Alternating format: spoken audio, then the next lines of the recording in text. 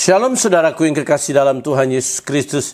Merupakan sukacita besar ketika saya dapat menjumpai saudara hari ini. Hari di mana Yesus Kristus naik ke surga.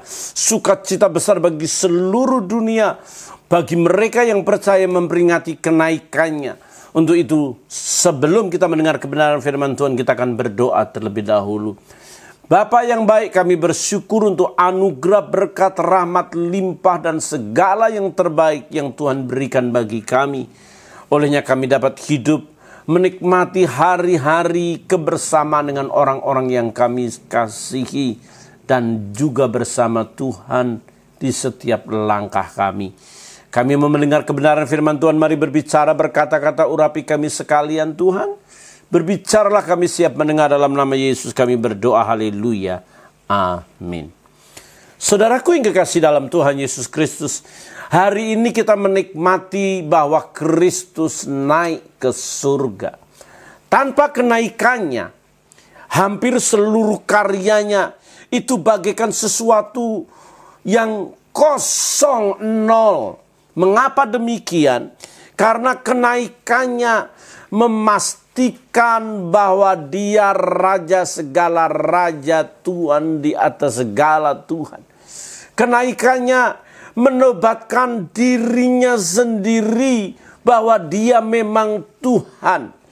Menobatkan dirinya sendiri memang dia adalah Allah yang melampaui segala kehidupan dan kematian yang ada. Tanpa kenaikannya ke surga, Yesus Kristus di-downgrade sama dengan manusia biasa dan tidak ada ubahnya. Kelahirannya di Bethlehem tidak beda jauh dengan kelahiran orang-orang yang di Bethlehem juga.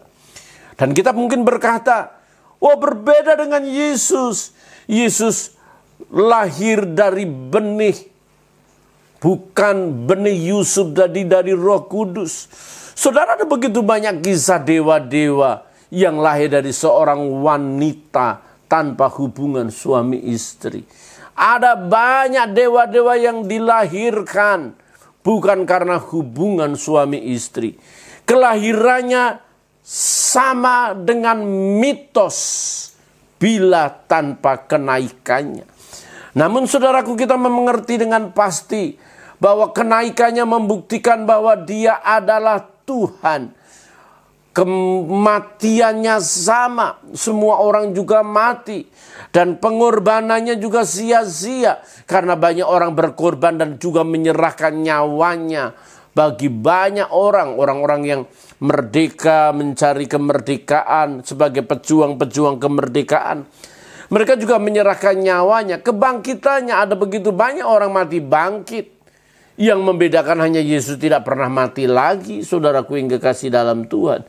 Bahkan penampakannya itu akan menjadi satu cerita dan dongeng. Yesus tidak kemana-mana. Yesus hanya menampakkan diri. Ada penampakan, saudaraku yang kekasih. Tetapi hari ini kita melihat bahwa seluruh karyanya menjadi sangat sempurna. Dia naik ke surga. Jadi saya ingin ingatkan kembali bahwa kenaikannya itu terjadi sesudah 40 hari dia menampakkan diri kepada murid-muridnya. Jika sinetron itu berada di dalam babak paling terakhir, happy ending. Saya tidak ingin memberitahu kepada saudara berbagai macam sumber cerita-cerita Yesus naik ke surga. Yesus diangkat ke surga karena Yesus mau dianiaya para musuh. Yesus mau ditangkap. Yesus mau dianiaya. Dan Allah sangat mengasihi Yesus Kristus atau Isa Al-Masih itu. Maka dia diangkat ke surga. Kisah itu masih dalam episode kesekian, belum final. Dan hari ini kita menyaksikan bahwa Kristus Yesus naik ke surga dalam kisah yang sangat-sangat real. Merupakan fakta sejarah buat kita sekalian. Mari kita melihat dalam Kisah Rasul pasal 1 ayat 6, saya akan bacakan buat saudara. Maka bertanyalah mereka yang berkumpul di situ, Tuhan, maukah engkau pada masa ini memulihkan kerajaan bagi Israel? Jawabnya, engkau tidak perlu mengetahui masa dan waktu yang ditetapkan Bapa sendiri menurut kuasanya. Tetapi kamu akan menerima kuasa kalau Roh Kudus turun ke atas kamu, dan kamu akan menjadi saksiku di Yerusalem dan di seluruh Yudea dan Samaria sampai ke ujung bumi. Sesudah ia mengatakan demikian, terangkatlah ia disaksikan oleh mereka dan awan menutupnya dari pandangan mereka. Ketika mereka sedang menatap ke langit waktu ia naik itu, tiba-tiba berdirilah dua orang yang berpakaian putih dekat mereka dan berkata kepada mereka, "Hai orang-orang Galilea, mengapakah kamu berdiri melihat ke langit? Yesus ini yang terangkat ke surga meninggalkan kamu akan datang kembali dengan cara yang sama seperti kamu melihat dia naik ke surga." Saudaraku yang kekasih, betapa indahnya kenaikan Kristus. Inilah proses yang melambangkan masuknya Kristus ke surga. Jadi Yesus naik ke surga itu dari bumi, dari Bukit Zaitun, di mana murid-muridnya di sana melihat secara pribadi. Jadi saudaraku yang kekasih dalam Tuhan, kalau waktu itu sudah ada YouTube, waktu itu sudah ada WhatsApp, orang bisa on air dan seluruh dunia bisa melihat. Tetapi Yesus berkata, hari Anak Manusia datang, seluruh dunia akan melihat. Karena dengan cara yang sama, di tempat yang sama, dia akan datang. Dan nanti semua orang akan melihatnya.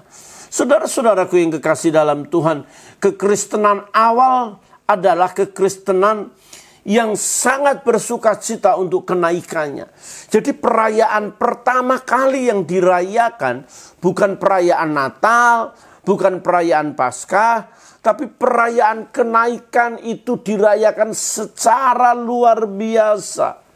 Di beberapa negara Eropa di zaman kuno, ketika kenaikan Kristus, mereka lari di jalan-jalan dan mereka mengejar setan, mengejar kuasa kegelapan yang mungkin dibentuk dari berbagai macam patung-patung.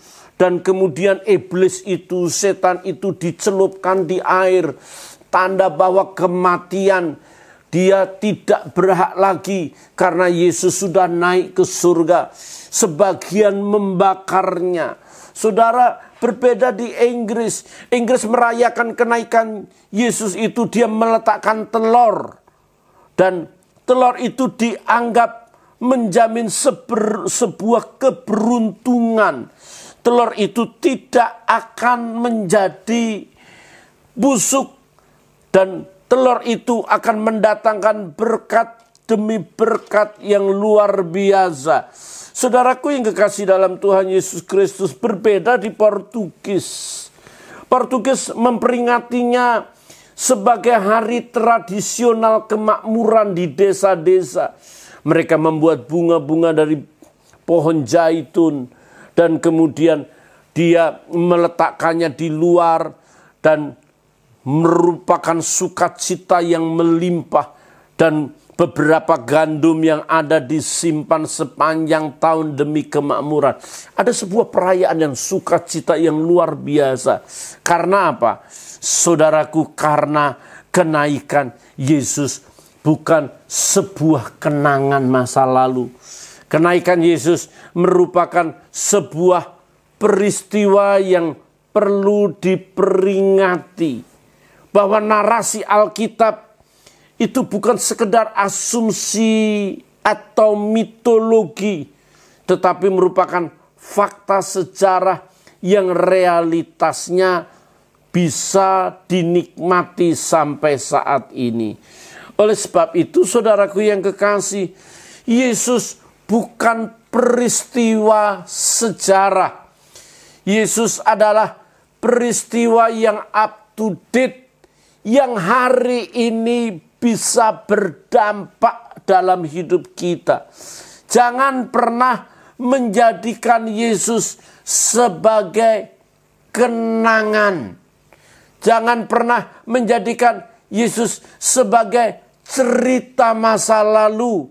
Jangan pernah menjadikan Yesus adalah kisah-kisah cerita saja yang tidak ada dampaknya dalam kehidupan kita.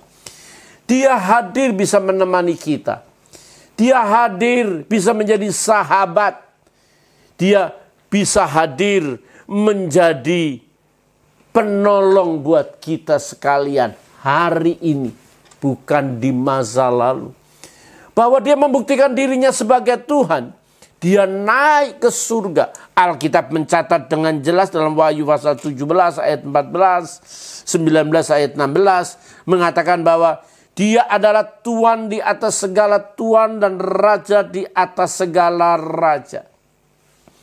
Jadi saudaraku yang kekasih, hal yang pertama, indahnya kenaikan Kristus itu adalah Kristus bukan sebuah kenangan. Yesus merupakan sebuah pengalaman. Jadi kalau kita memiliki pengalaman, itu adalah kita mengerti, memahami, dan melakukan apa yang Dia mau dalam kehidupan kita. Kalau kita memahaminya hanya sekedar pengertian dan pengetahuan, itu dalam bahasa Yunaninya itu oida.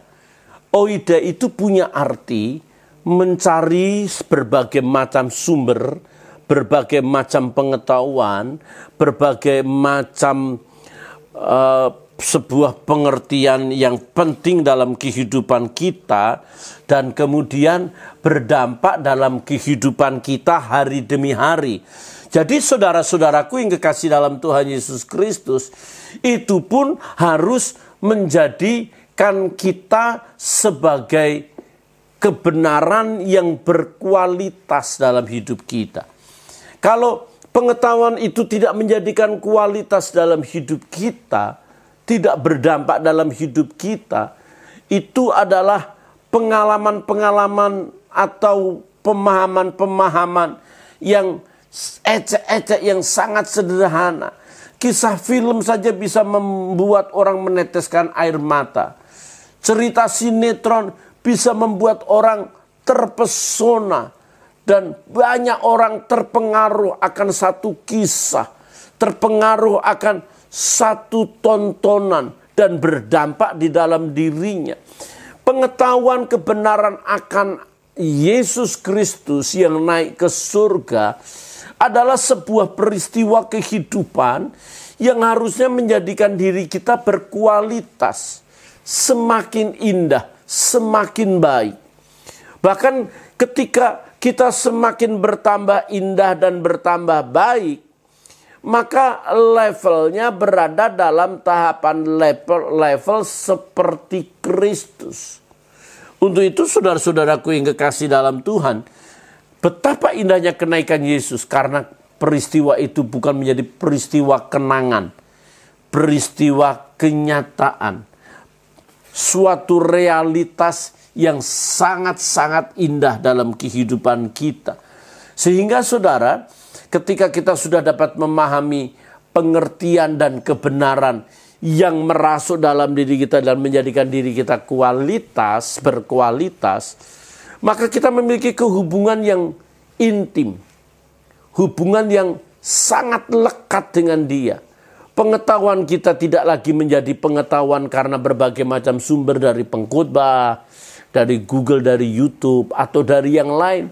Itu tidak lagi kita peroleh dari situ, tetapi kita memperoleh pengetahuan akan Tuhan oleh karena hubungan secara pribadi. Oleh sebab itu saudara, siapapun saudara yang mendengar kebenaran firman Tuhan ini, kalau saudara datang di gereja dan gereja itu tidak bisa membuat saudara mengasihi Tuhan, gereja itu tidak membuat saudara mencintai Dia, gereja itu tidak bisa membuat saudara semakin lekat kepada Tuhan, tinggalkan gereja itu. Carilah gereja khotbah yang membuat saudara semakin berkualitas untuk dekat. Ada banyak orang datang di gereja bertahun-tahun. Ada banyak orang datang di gereja melayani, melakukan begitu banyak kegiatan-kegiatan rohani. Tetapi dia memiliki kehidupan yang sangat-sangat tidak berkualitas. Karena apa? Menganggap semua yang dia lakukan adalah sebuah profesi, bukan profetik. Kalau profetik itu panggilan.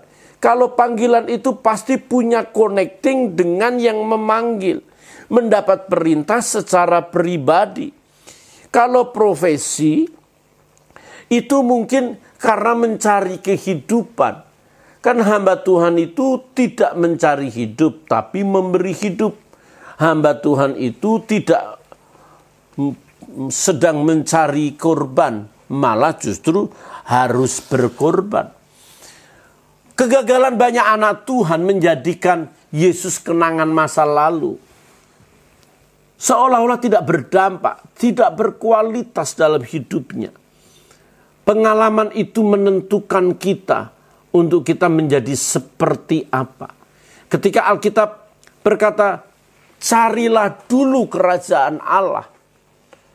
Berarti kita menjadi seperti apa yang kita cari. Kita diformat seperti apa yang kita cari. Orang mencari ilmu, orang mencari pengetahuan, orang belajar, dia menjadi pintar. Karena apa? Yang memformat dia adalah kepandaian, kecerdasan oleh karena ilmu yang didapat. Orang mencari uang, pikirannya uang, dia jadi beruang. Karena apa?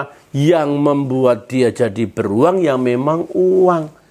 Bangun tidur, sampai mau tidur yang dipikirkan uang. Maka dia jadi beruang. Ngigonya saja uang, duit. Jadi kalau orang mencari apa? Mencari sesuatu yang terformat di dalam dirinya. Kalau pria pikirannya hanya wanita dan cewek melulu, jadilah dia playboy. Demikian wanita jadi playgirl. Kalau orang mencari dukun, mencari santet, mencari pesugihan, mencari ilmu jaran goyang, semar mesem, maka kemana-mana dia akan bau menyan. Karena apa? Dia terformat apa yang dia cari. Kita mencari sesuatu bukan kenangan masa lalu. Kita mencari sesuatu bukan peristiwa sejarah. Kita mencari sesuatu karena memang personalnya, pribadinya adalah hidup. Dia naik ke surga. Kalau dia naik ke surga, itu berarti dia melebihi kuasa yang ada di dunia ini. Kalau Yesus berkata, segala kuasa ada di tanganku, ya memang di tangan Tuhan. Buktinya apa? Dia naik ke surga. Kalau naik ke surga, tentu kita akan ditarik ke surga juga. Mengapa demikian? Karena memang Bapa kami di surga. Bukan Bapa kami di neraka, Bapa kami di surga. Kalau saya punya rumah di Gading Gria, anak saya pasti pulang ke Gading Gria. Kalau masih sebagai anak. Kalau saudara bapak saudara tinggal di Kelapa Gading, ya saudara sebagai anak pasti pulang ke Kelapa Gading. Karena apa? Bapakmu di Kelapa Gading. Langkahmu mesti di Gading. Kalau Yesus naik ke surga dan dia mengajarkan Bapa kami di surga, dia juga akan kembali ke surga. Demikian juga kita akan kembali surga. Kalau jalan ke surga itu jalannya berkualitas. Jalannya, langkahnya, bagaimana kita bertutur kata, berpikir, bertindak, itu jalannya. Jalannya sudah terformat begitu. Jalannya nggak miring ke sana, ke kanan, atau miring ke kiri. Tidak belok sana, belok sini. Jalannya memang lurus. Jalan ke surga itu jalan yang berkualitas. Oleh sebab itu Yesus mendahului dia naik ke surga. Sehingga dia berani berkata, di rumah Bapakku banyak tempat tinggal. Dan dia persiapkan buat kita. Oleh sebab itu saudaraku, berlakulah sebagai orang yang berkualitas. Mengapa berkualitas? Karena memang kenaikannya itu up to date untuk kita sekalian. Kenaikannya itu suatu yang sangat-sangat berkualitas. Dan tidak pernah ada manusia satupun di dunia ini yang naik ke surga dan kemudian memberikan kuasa kepada setiap orang yang percaya kepadanya. Elia memang naik ke surga, tetapi itu secara pribadi. Tapi Yesus naik ke surga disaksikan lebih dari 500 orang. Penampakannya disaksikan 500 orang dan kenaikannya disaksikan begitu banyak orang. Saudara-saudaraku yang kekasih dalam Tuhan Yesus Kristus, kenaikan Kristus adalah kenaikan yang sangat-sangat indah. Keindahannya itu harus nyata di dalam hidup kita. Kalau orang-orang di zaman dulu merayakan dengan berbagai macam pesta perayaan sukacita yang besar, tentu di zaman sekarang kita tidak merayakannya demikian. Tetapi memang inti, esensi daripada kenaikan itu membuat kita bersukacita, membuat kita sangat-sangat enjoy, nikmat akan kenaikannya. Hal yang kedua yang perlu kita pahami, saudaraku yang kekasih, Yesus naik, dia naik bukan dengan tubuh jasmaninya. Dia naik dalam tubuh kemuliaan. Dan dia naik dalam anatomi spiritnya. Dia naik dalam bentuk tubuh surgawi. Oleh sebab itu, saudaraku yang kekasih dalam Tuhan Yesus Kristus, murid-muridnya tidak harus terbengong-bengong. Dia tidak harus menatap langit dengan berbagai macam kekosongan yang ada. Yesus seringkali mengingatkan betapa pentingnya kita memperhatikan tubuh kemuliaan yang saya menamakan anatomi spirit. Ketika Yesus berdiri di atas gunung dan dimungkinkan gunung itu mungkin Gunung Tabor, di sana Musa, di sana Elia hadir dan dia penuh kemuliaan. Yesus tidak lagi menggunakan tubuh yang seperti apa adanya, tapi tubuhnya penuh kemuliaan. Ketika dia bangkit dari kematian, malaikat-malaikat itu hadir.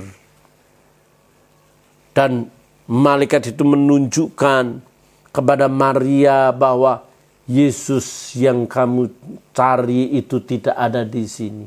Dia sudah bangkit. Dan kebangkitannya menggunakan tubuh kemuliaan. Malaikat itu menunjukkan bahwa betapa pentingnya untuk mempercayai bahwa perkataannya benar, bahwa dia naik ke surga. Anatomi spirit Kristus naik ke surga. Oleh sebab itu, saudaraku yang kekasih dalam Tuhan, mari kita memandang sebuah kebenaran. Kalau kita hanya mengkonsentrasikan untuk hal-hal keduniawian, hanya kenikmatan daging sesaat, hanya untuk menikmati hal-hal yang cuma sementara, kecantikan, kegantengan, pangkat jabatan, ada durasi, ada waktu yang hanya sekedar berapa tahun. Ada yang 50 tahun, ada yang 100 tahun. 100 tahun itu sudah luar biasa, saudara. Sudah luar biasa. Saya menemukan seorang ibu-ibu umur 99 tahun saja. Itu sudah kembali seperti bayi. Kepala dengan kaki melingkar. Udah kayak bayi lagi, udah bongkoknya. Dan dia berkata kepada saya, Pak Pendeta, Tuhan tidak adil. Kenapa Oma? Tuhan tidak adil. Saya sudah berdoa untuk saya mati. Saya mau ketemu Tuhan, Pak Pendeta. Suami saya, anak saya, ponakan saya, teman-teman saya semua udah mati. Cuma saya yang masih hidup. Saya sudah berdoa, Pak Pendeta, supaya saya segera mati. Tapi dia nggak jawab saya, Pak Pendeta. Tolong doakan saya, Pak, supaya saya segera dipanggil Tuhan. Walaupun ibu ini dalam keadaan sehat dalam tidurnya, saudaraku yang kekasih. Tapi dia berharap kematian menjemputnya. Karena dia tahu di balik kematian itu ada sebuah kehidupan yang indah. Ibu ini sudah berhasil membangun semacam anatomi spiritnya sungguh-sungguh hidup. Sungguh-sungguh nyata. Sungguh-sungguh kepingin ada kerinduan pulang ke surga. Karena mungkin usianya yang sudah terlalu panjang menurut dia. Dia tidak punya sahabat, tidak punya anak, tidak punya suami. Dia tidak punya siapa-siapa, dia hanya di panti asuhan. Dan doanya cuma satu, segeralah ambil nyawaku Tuhan. Karena apa? Tiap hari dia rindu kepingin ketemu Bapa di surga. Fisiknya memang sudah tidak kuat. 99 tahun baginya membuat fisiknya sudah sangat terlalu lemah. Tidak berdaya. Saudara, kekuatan saudara terbatas. Kemampuan saudara terbatas. Pangkat dan jabatan ada waktunya. Orang segera bisa pensiun di usia tertentu. Orang bisa tidak bekerja karena sakit. Orang tidak bisa melakukan aktivitas karena kecelakaan. Bahkan ada masa-masa di mana itu terjadi dan tidak pernah terpikirkan dalam hidup. Saudaraku yang kekasih dalam Tuhan Yesus Kristus. Kalau kita hanya berkonsentrasi untuk perkara-perkara duniawi, perkara-perkara hedonisme, perkara-perkara yang hanya sementara, maka Alkitab mencatat kepada kita semuanya itu terbatas bagaikan rumput yang hari ini muncul dan kemudian akan layu sedemikian rupa. Oleh sebab itu saya ingin mengingatkan kepada saudara, kalau saudara mau masuk surga, saudara mau naik bersama Yesus Kristus, bangunlah anatomi spirit saudara sesempurna Kristus. Alkitab mencatat dengan jelas bagaimana keadaan kita kelak. Keadaan kita kelak kita tidak tahu. Tetapi kita akan menjadi seperti Kristus. Anatomi spirit kita, bukan anatomi tubuh kita. Tubuh kita mungkin ada yang dibakar, mungkin ada yang dikubur, mungkin entah hilang kemana. Sudah tidak berpengaruh. Surga tidak ada tubuh jasmani. Tidak ada anatomi tubuh. Surga yang ada anatomi spirit. Oleh sebab itu kalau kita membangun anatomi spirit kita sesempurna Kristus, hal yang pertama yang perlu kita tahu dengan pasti, objek model yang bagaimana yang akan kita contoh. Model yang akan kita contoh adalah model seperti Kristus. Bagaimana kita melihat model seperti Kristus? Itu kita mengetahui bukan karena pengertian, tetapi kita harus memahaminya melalui pengalaman. Kalau kita melalui pengalaman, maka dapat dipastikan saudaraku yang kekasih dalam Tuhan, kita menikmati sebuah keindahan. Pengalaman demi pengalaman membuat kita serupa dengan dia. Mengapa? Terkadang suami istri yang cocok banget, suami istri yang memang jodoh, biasanya itu punya kemiripan, punya persamaan. Wajahnya lama-lama sama, karakternya lama-lama sama. Saya pernah menyaksikan bagaimana suami istri yang sangat berbeda jauh. Satu Chinese, satu Ambon, satu putih tih, satu hitam tam. Ketika mereka menikah, lama-lama ya kayaknya ada kemiripan itu. Yang hitam ke putih-putihan, yang putih ke hitam-hitaman. Mirip dia, suami istri mirip. Dan anaknya juga punya kemiripan. Karena apa? Karena mereka sudah satu darah, satu tubuh. Saudara, ketika kita mengenal dia dan mempercayai dia, intimate dengan dia, maka kita akan memiliki keserupaan bersama Kristus. Kalau kita sudah memiliki keserupaan bersama Kristus, maka sudah dapat dipastikan karakter kita akan menjadi karakter seperti dia. Jangan sampai pengetahuan kita membuat kita berbeda dengan karakternya. Karakter ini memastikan kita mempraktekkan pengetahuan kita. Kalau pengetahuannya damai, maka kelakuannya damai. Pengetahuannya indah, maka kelakuannya indah. Kenapa kenaikan Kristus itu begitu indahnya? Karena kenaikan Kristus itu membuktikan dia adalah pribadi yang sempurna, yang tidak bercacat celah. Dia memang layak untuk surga. Ditemukan di bumi ini tidak pernah ada kegagalan, kesalahan, dan kelemahannya. Oleh sebab itu, karakter kita harus menyesuaikan. Karakter kita harus sami mawon, senada seirama. Sehingga ketika kita senada dan seirama, hidup kita itu bagaikan harmoni. Karakter kita, perbuatan kita itu sama dengan dia. Kita tidak memandang ke langit dengan tatapan yang kosong. Ada harapan karena kebangkitannya itu, kenaikannya itu memastikan kita menikmati yang terbaik. Sehingga kita bisa mendemonstrasikan kuasa. Di samping pengenalan secara pribadi, pengenalan akan pengetahuan akan Tuhan, pengenalan akan karakternya, bertumbuh dalam karakternya, dan kita akan bertumbuh di dalam kuasanya. Pasti dalam pelayanan, dalam kehidupan, ada deretan orang-orang sakit yang disembuhkan, ada mujizat-mujizat yang dinyatakan, ada orang-orang dihiburkan, ada orang-orang dikuatkan. Itu adalah manifestasi kuasa yang Tuhan berikan yang berdampak buat orang-orang di sekelilingnya. Itu terjadi bila yang pertama orang itu bisa bertumbuh dalam pengenalan akan Kristus Yesus.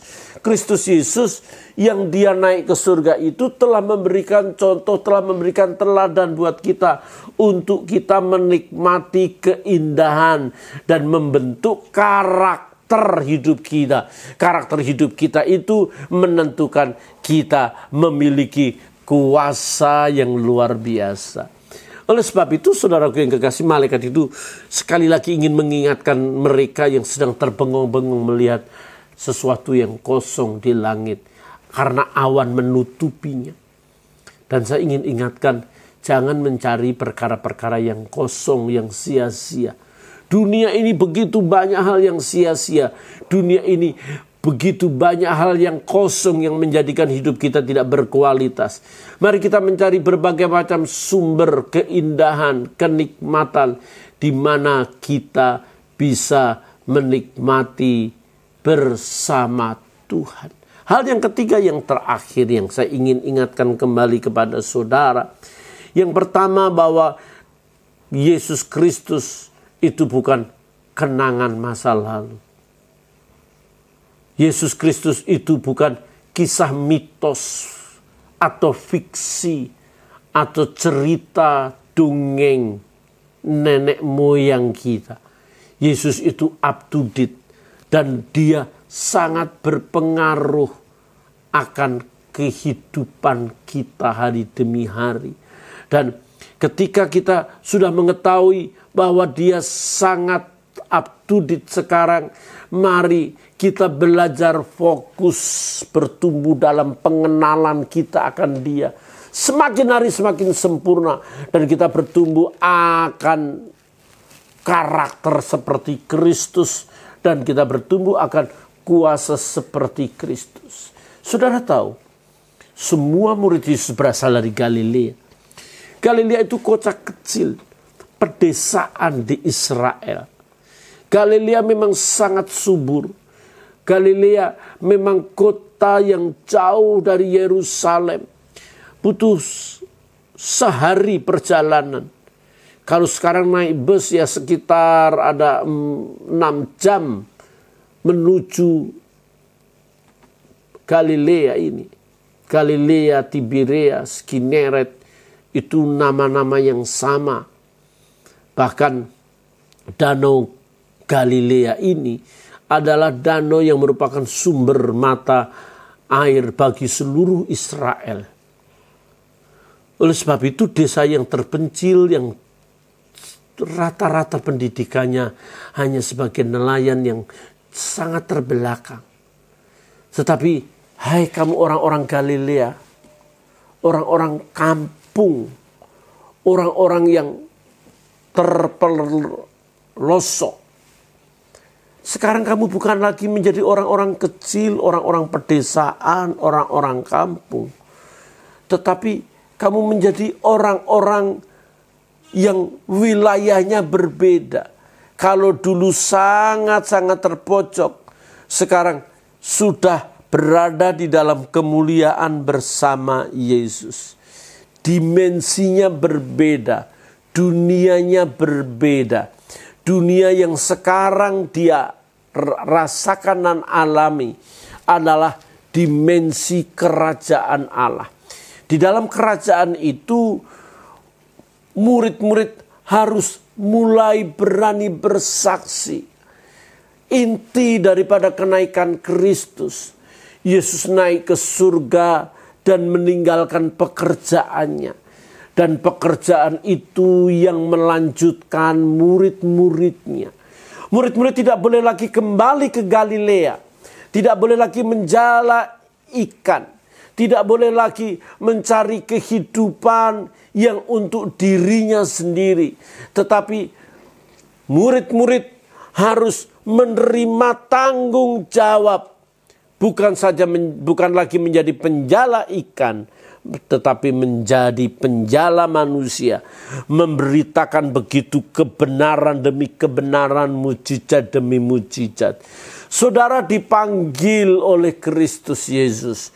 Saudara dihisapkan masuk ke dalam. Saudara ditaruh di dalam kerajaan. Tidak hanya untuk enjoy, menikmati segala berkat, tapi membagi berkat banyak orang. Saudara tidak hanya dikuatkan, disegarkan, dipulihkan. Saudara harus keluar menyegarkan, memulihkan, dan memberkati orang. Oleh sebab itu saudara-saudaraku yang kekasih dalam Tuhan, Petrus, Yakobus, Andreas, dan murid-murid yang lain, dia harus berani memberitakan Injil. Harus berani berkhotbah. Harus berani menyampaikan keselamatan. Dan yang terakhir ini begitu penting. Ada tanggung jawab di pundak kita. Yesus tidak jalan-jalan di tempat saudara. Yesus tidak lagi jalan-jalan di lorong kampung saudara.